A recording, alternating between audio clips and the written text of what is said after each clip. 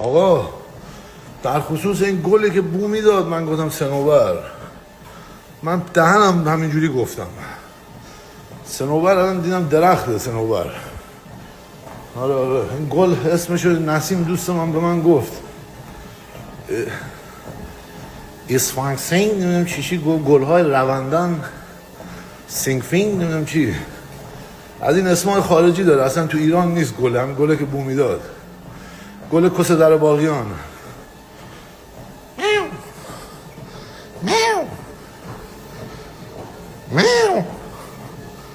تولد حاجی بیا آهنگ میخونم برفت. بیا امشب به شبه بگیر بلنداناش کنه حاجی بلنده، حاجی بولش بالا میاد بالا بالا. بیا بیا تا